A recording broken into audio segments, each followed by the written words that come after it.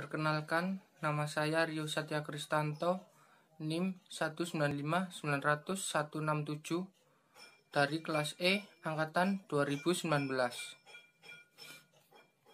Perkembangan masa bayi. A. Perkembangan masa bayi neonatal. A. Ciri-ciri bayi neonatal. Ada beberapa ciri bayi neonatal yang menurut Harlock 1992 meliputi 1. Merupakan periode tersingkat.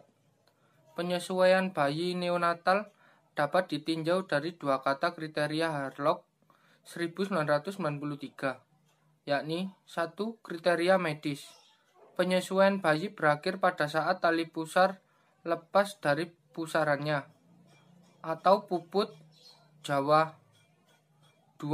Kriteria fisiologis. Berakhir pada saat bayi menjadi gemuk kembali setelah kehilangan berat badan sesudah dilahirkan. 3. Kriteria psikologis berakhir pada saat bayi mulai menunjukkan tanda-tanda kemajuan perkembangan perilaku. Periode neonatal terbagi menjadi dua periode, yakni 1. Periode pertunate atau mulai saat kelahiran sampai antara 15 sampai 30 menit sesudah kelahiran. Periode ini bermula dari keluarnya janin dari rahim ibu dan berakhir setelah tali pusar dipotong dan diikat. Sampai hal ini diselesaikan dilakukan, bayi masih merupakan paskamatur, yaitu lingkungan di luar tubuh ibu. 2. Periode neonate atau dari pemotong dan pengikatan tali pusar sampai sekitar akhir minggu kedua dari kehidupan paskamatur. Bayi sudah menjadi individu terpisah, mandiri, bukan lagi parasit. Selama periode ini, bayi harus mengadakan penyesuaian pada lingkungan baru di luar tubuh ibu. B. Terjadinya penyesuaian radikal. Penyesuaian radikal yakni peralihan dari lingkungan dalam ke lingkungan luar. Semua peralihan memerlukan penyesuaian diri bayi. Ada bayi yang mudah menyesuaikan diri namun ada yang mengalami kegagalan. C. Merupakan masa terhentinya perkembangan, pertumbuhan, dan perkembangan pesat yang terjadi pada pranatal tiba-tiba terhenti pada kelahiran. Seringkali terjadi kemunduran, misalnya berkurangnya berat badan dan kecenderungan kurang sehat dibandingkan pada saat dilahirkan. Biasanya sedikit kemunduran tersebut berlangsung beberapa hari sampai seminggu. Setelah itu, kondisi bayi mulai meningkat lagi. D. Merupakan pendahuluan dari perkembangan selanjutnya. Perkembangan bayi yang baru lahir dapat memberi petunjuk tentang apa yang dapat diharapkan akan terjadi. E. Merupakan periode yang berbahaya. Bayi neonatal merupakan periode yang berbahaya, baik secara fisik maupun secara psikologis. B. Penyesuaian bayi neonatal menurut Harlock 1998. Bayi neonatal harus melakukan 4 penyesuaian pokok sebelum mereka dapat melanjutkan kemajuan perkembangan. Penyesuaian tersebut adalah 1. Perubahan suhu, 2. Bernapas, 3. Menghisap dan menelan, 4. Pembuangan. C. Kondisi yang mempengaruhi penyesuaian paskanatal. A. Lingkungan prenatal yang sehat akan memberi penyesuaian yang baik pada kehidupan paskanatal. B. Persalinan termasuk salah satu jenis penyesuaian bayi paskanatal.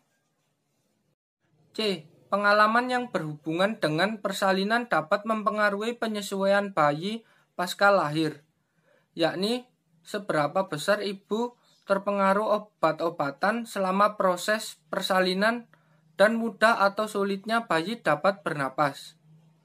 D. lamanya periode kehamilan. Sikap orang tua dapat mempengaruhi penyesuaian bayi pasca natal. Kemampuan sensorik bayi neonatal. Kemampuan sensorik bayi meliputi penglihatan, pendengaran, penciuman, pengecapan, kepekaan organik, kepekaan kulit.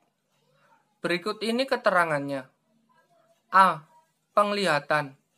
Bayi neonatal tidak buta, tetapi bidang penglihatannya hanya kira-kira setengah dari bidang penglihatan orang dewasa. Karena batang mata belum berkembang kecuali dari sekitar fovea. B. Pendengaran.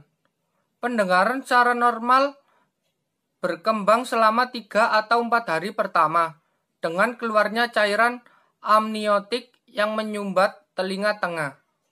Sehingga bayi dapat menentukan arah datangnya suara dan dapat membedakan tinggi suara dan identitas suara. C. Penciuman. Sel-sel penciuman pada bagian atas hidung sudah berkembang sejak lahir. Bayi dapat membedakan bau, yakni terlihat dari usaha menghindari rangsang yang kurang menyenangkan dengan menangis, membalik-balik tubuh atau kepala, dan terlihat tenang bila membau rangsang yang menyenangkan. D. Pengecapan. Pengecapan dipengaruhi pembauan dan sel-sel pengecapan terletak di permukaan lidah dan di daerah pipi telah berkembang, sehingga pengecapan bayi telah berkembang. Kepekaan organik. Kepekaan terhadap rasa lapar sudah sepenuhnya berkembang pada saat lahir, dan kontraksi-kontraksi lapar terjadi pada hari pertama. Pada saat itu, rasa haus juga sudah ada.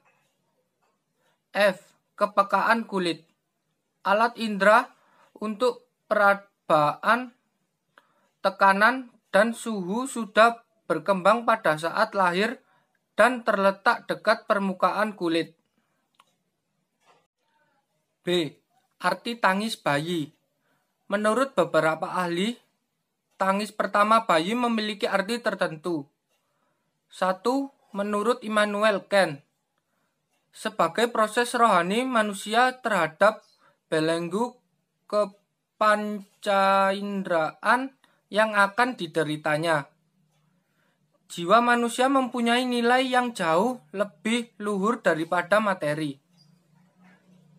Jiwa menentang proses yang membawanya ke dalam hidup yang tunduk pada materi dan tubuh. Menurut Sigmund Freud, sebagai ekspresi keinginan untuk kembali ke dalam kandungan yang tenang, aman, halus, lembut, dan hangat. Kelahiran sangat mengejutkan, bayi merasa takut, kemudian menangis. 3. Menurut Zysheiter, sebagai tanda bahwa dia mempunyai kesadaran sebagai satu reaksi spontan yang disebabkan oleh dorongan dari dalam batin. Dari segi biologis, pertanda berfungsinya paru-paru dan organ yang lain adanya kehidupan. C. Refleks pada bayi. A. Refleks mempertahankan diri, yaitu refleks yang digunakan untuk menyesuaikan diri dengan lingkungan. Refleks ini terdiri dari breathing reflex, yaitu refleks berupa menghirup dan menghembuskan nafas secara berulang-ulang. Eye-blink reflex, yaitu refleks berupa menutup dan mengejapkan mata. Pupillary reflex, yaitu refleks berupa menyempitkan pupil mata terhadap cahaya terang, membesarkan pupil mata terhadap lingkungan gelap. Routing reflex, yaitu refleks berupa memalingkan pipi ke arah rangsang sentuhan. Sucking reflex, yaitu refleks berupa menghisap benda-benda yang ditempatkan ke mulut yang memungkinkan bayi memasukkan makanan. Swallowing reflex, yaitu refleks menelan yang memungkinkan bayi memasukkan makanan. B. Refleks primitif atau subkortikal, yaitu refleks yang dikontrol oleh area subkortikal otak dan secara perlahan-lahan hilang pada tahun-tahun pertama, kemudian sering cerebral cortex mengarahkan dan mengontrol perilaku. Refleks ini terdiri dari Babinski refleks, yaitu refleks berupa jari-jari kaki yang mencengkeram ketika bagian bawah kaki diusap. Grasping refleks, yaitu refleks berupa jari-jari tangan mencengkeram benda-benda di sekitar yang disentuhkan ke bayi. D. Tugas-tugas perkembangan. Menurut Havighurst dalam Harlock 1992, tugas-tugas perkembangan muncul pada saat atau sekitar periode tertentu dari kehidupan individu, yang jika berhasil akan menimbulkan rasa bahagia dan membawa ke arah keberhasilan dalam melaksanakan tugas-tugas berikutnya. Tujuan dari tugas-tugas perkembangan adalah sebagai pedoman bagi orang tua dan guru untuk meningkatkan motivasi dalam mempelajari hal-hal yang diharapkan oleh masyarakat dan untuk menyiapkan anak dalam menghadapi harapan-harapan baru. Adapun tugas perkembangan untuk masa bayi adalah sebagai berikut. A. Belajar makan makanan padat. B. Belajar berjalan. C. Belajar berbicara. D. Belajar menguasai alat pembuangan kotoran. E. Perkembangan masa bayi. Perkembangan masa bayi dibagi menjadi 6, yaitu 1. Perkembangan fisik. 2. Perkembangan inteligensi. 3. Perkembangan emosi. 4. Perkembangan bicara. 5. Reaksi sosial terhadap orang dewasa. 6. Pola bermain masa bayi. F. Implikasi di bidang pendidikan. Pada saat bayi dilahirkan, mudah tidaknya bayi bernapas setelah lahir juga mempengaruhi penyesuaian diri.